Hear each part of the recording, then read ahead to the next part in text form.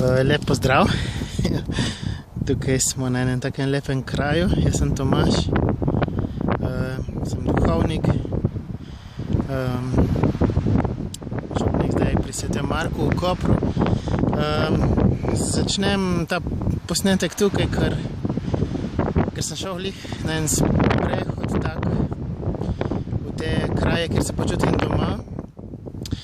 Odločil sem se, da tukaj posnamem prvi del, zato ker se mi zdi, da vsak od nas mora imeti en dom.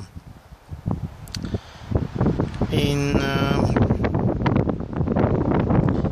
če se včasih čutimo kot brezdomci, da sami iščemo, pa iščemo, kdo bo nas bo razumel, kdo nas bo sprejel, kdo bo napolnil to našo praznino.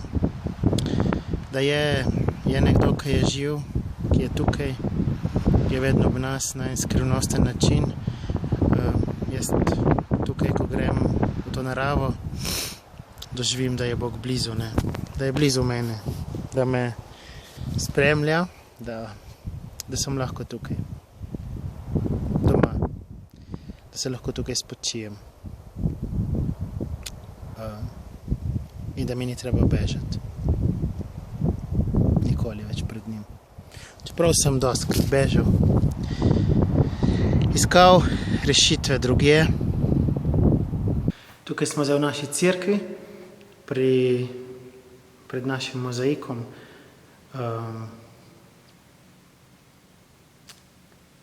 Na katerem je Jezus, ki prime za roke Adama in Evo, ki pelje domov k očetu.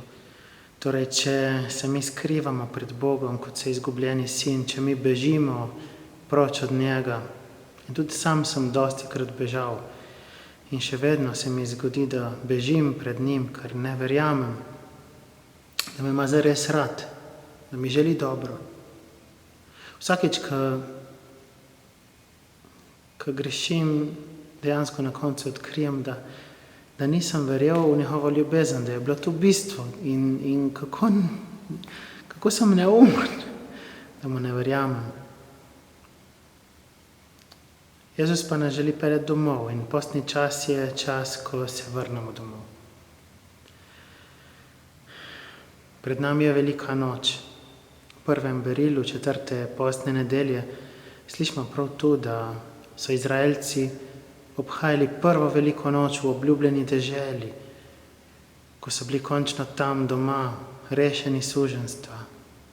In kako srčno si želim, da bi vsak od nas našel dom v tem postnem času, globoko v srcu izkusil to očetovo ljubezen, njegov objem, njegovo odpuščanje, njegovo globoko usmiljenje, ki ne računa, ki ne obsoja, ampak preprosto me v vsem mojem bitju objame, stisne k sebi.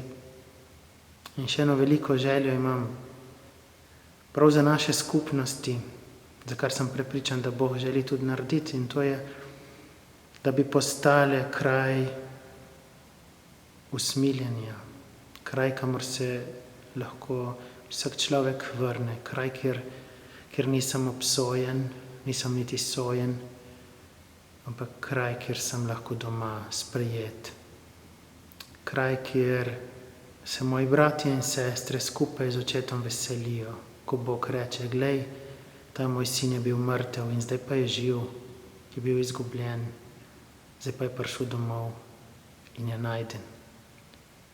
Tebi, vsem tvojim, želim, da bi bil najden, da bi bila najdena in da bi tudi drugim pričal o očetu.